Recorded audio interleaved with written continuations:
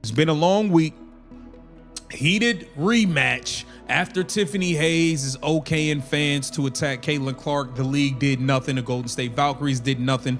Everybody wants to sweep it under the rug, but knowing if it was the other way around, it'd be a big issue. But it is what it is. We're here. Let's take a look at what Natalie Nakase had to say, man.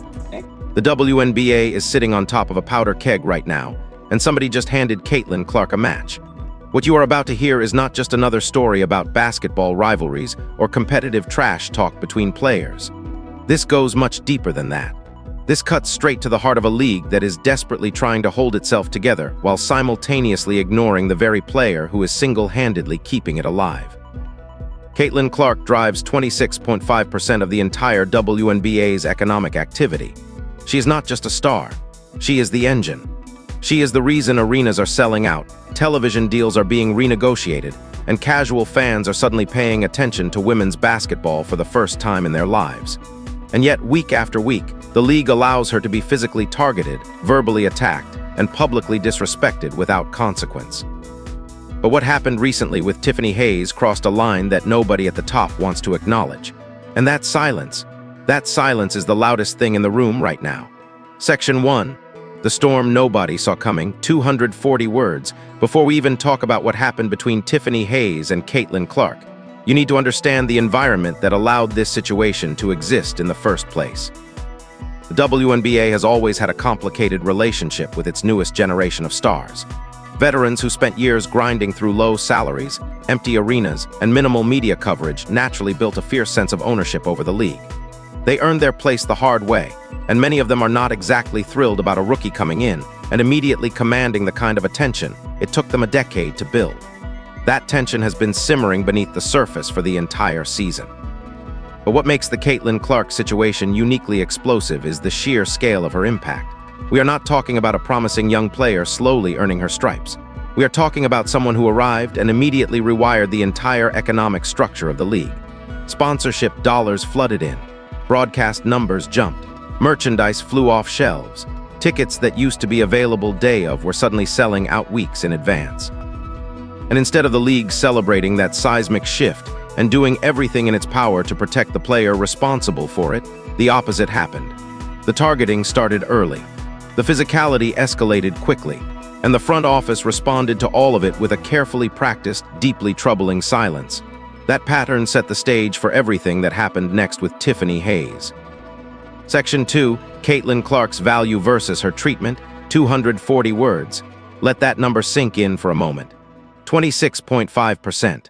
More than a quarter of the entire league's economic output traces directly back to one player in her first full season. That is not a statistic you see in professional sports very often. That is the kind of number that gets a player protected, celebrated, and placed in a bulletproof glass case by the organization that benefits from her existence. But that is not what happened here. Instead of protection, Caitlin Clark got a target painted on her back from the very first game of her professional career. Opposing teams quickly figured out that the officials were not going to consistently call the fouls, so they leaned into the physicality hard. Jersey grabs, shoulder checks away from the ball, late hits after she released her shot, all of it became standard operating procedure for teams facing Indiana. The pattern became impossible to ignore. Games would feature Clark absorbing contact that would draw immediate whistles if it happened to almost any other player at her level. Analysts started tracking it. Fans started filming it. The clips went viral repeatedly. To say about Caitlin Clark, here it is. A lot of times against Caitlin, the first game was picked up 94 feet. I'm just curious, what kind of things do you try to do when you pick 94 feet to give different Well, because she does a heavy load to pretty much of the offense. So again, you just want to put a lot of different bodies on her because she can shoot from like half court. Like you just got to make sure we're aware. So just more awareness for us. We talked a lot about. I appreciate you showing respect because you know the girl can pull up from half court. You know that. Yet the league's response remained remarkably consistent, which is to say, there was no real response at all. What made this even harder to stomach was the growing realization that the targeting was not random or coincidental. It was strategic, and reports suggest someone eventually decided to take that strategy completely off the court. Section 3, the Tiffany Hayes situation, 240 words. This is where the story shifts from uncomfortable to genuinely alarming. Rumors began circulating, backed by widespread community reporting and fan accounts. that Tiffany Hayes, a veteran player with a decade of professional experience, allegedly gave a green light encouraging fans to verbally and emotionally attack Caitlin Clark. To be clear, this is being framed by multiple sources as reported speculation rather than a confirmed, documented fact. I'm just following our game plan. You got to see Mo in Indiana. Veronica, it don't matter. It don't matter where you guard Caitlin today. She gonna light your ass up. It don't matter which way you send her. You send her left, you send her right, you send her up, you send her down.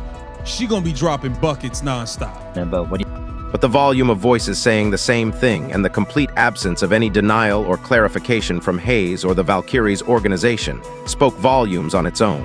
What happened next was arguably more disturbing than the allegation itself. The WNBA office said absolutely nothing. No investigation was announced. No statement was released. No fine was handed down. No suspension was even discussed publicly.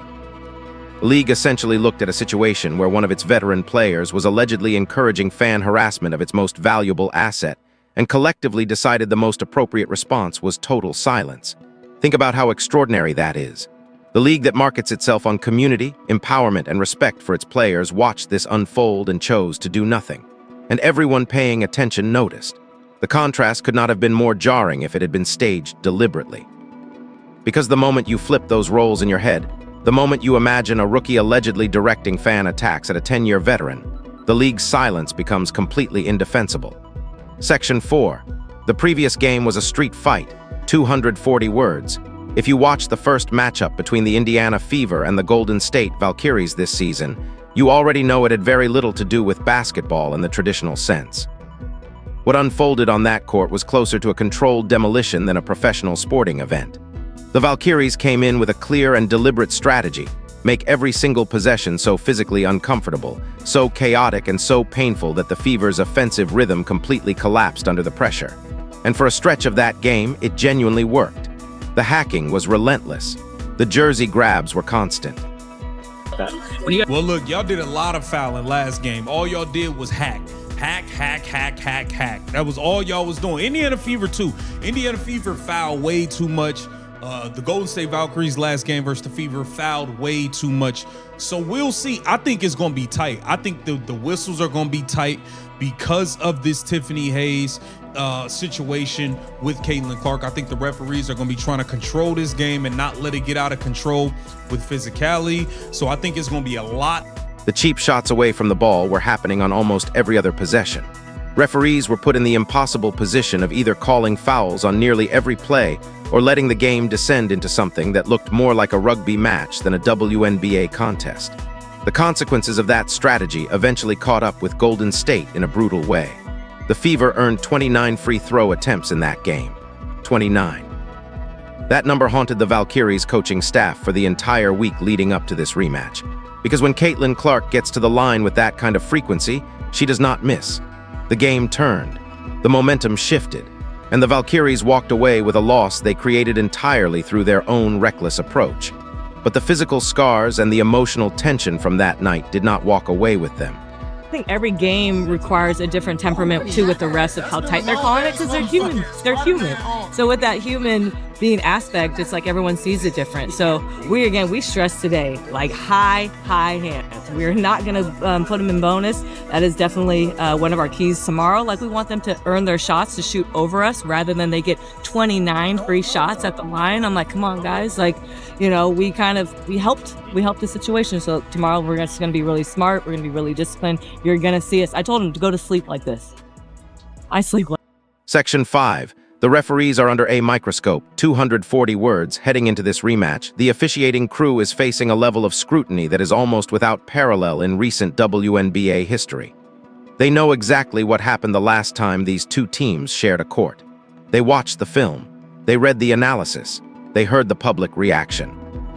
And they are acutely aware that if they allow this game to descend into the same kind of physical chaos, the fallout will be significantly worse the second time around. The pressure is coming from every direction simultaneously.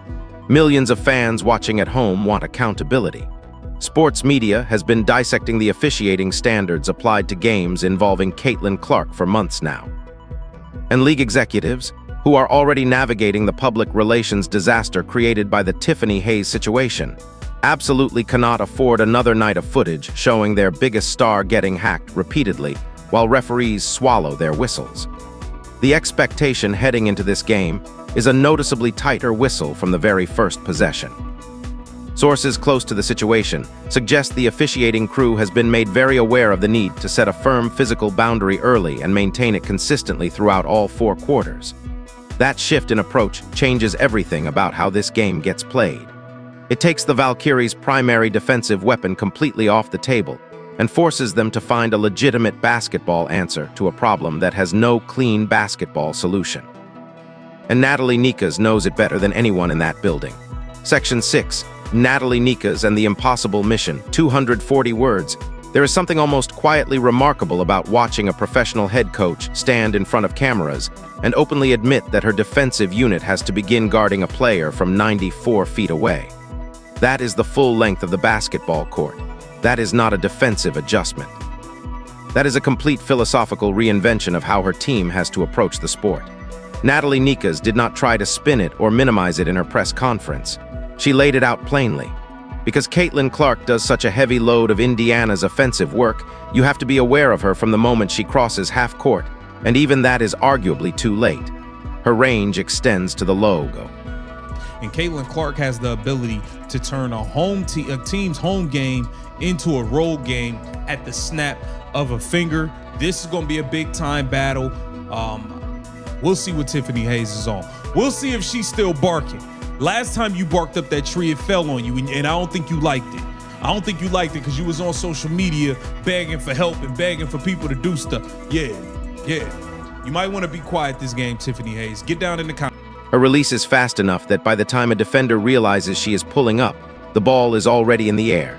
The Valkyries brought in Veronica Burton specifically because of her defensive reputation and relentless tenacity. Burton talked about trusting the game plan, following the scouting report, and knowing exactly where Clark preferred to take her shots. All of that preparation sounds thorough and professional until you remember one fundamental problem. It does not matter where you force her. Left, right, corner, wing, top of the key. The result tends to be the same. Nakase even told her players to practice sleeping with their arms raised straight above their heads just to build the muscle memory of keeping their hands high and staying out of foul trouble. There is a specific kind of player who thrives when everything around them is on fire. When the crowd is hostile, when the opponent is aggressive, when the media narrative is overwhelming and the pressure is suffocating, most players shrink. They play it safe. They defer. They let the moment become bigger than their ability to respond to it. Caitlin Clark is not most players. Reports from people around the Indiana Fever organization suggest that the hostility, the targeting, and the Tiffany Hayes situation have not rattled Clark in the slightest. If anything, it appears to have sharpened her focus to a level that opposing teams should find genuinely terrifying. She does not log onto social media to respond to provocations. She does not hold press conferences to air grievances. She walks into the arena, hits 3 logo shots in the first quarter, and lets the scoreboard do all the talking for her. That composure stands in extraordinary contrast to what Hayes reportedly did after the Fever's victory in their previous meeting. Walking off the court frustrated was one thing. But the reports of Hayes turning to social media afterward, looking for support, venting publicly, painted a picture of someone who was rattled in a way she was not prepared for. Veterans are supposed to be the ones who have seen everything. But it turns out watching Caitlin Clark go off in person, in your building, against your team, is an entirely different experience than watching it on a screen. Everything happening right now in the WNBA is pointing toward a single unavoidable truth. The league is at a crossroads, and the direction it chooses in moments like this one will define it for the next decade. You can allow double standards to fester. You can let veteran players allegedly encourage fan harassment without consequence. You can let referees inconsistently protect your most valuable player. But eventually, the weight of all those decisions piles up and collapses the structure holding everything together. Caitlin Clark is not just a basketball player at this point. She is a stress test for an entire organization. And right now, the WNBA is showing some deeply troubling cracks under that pressure. Tonight's game is bigger than a win or a loss in the standings. It is a statement about what this league truly values and who it is genuinely willing to protect when the moment demands it. The question is, are you paying attention? If you think the tension has settled down, you are completely wrong. This is only getting started. Subscribe for daily WNBA coverage, breaking news, and the stories the mainstream media refuses to tell. Drop a like if you think Caitlin Clark is about to silence every single one of her critics tonight. Comment below, do you think the WNBA's double standard toward Caitlin Clark is getting worse or better?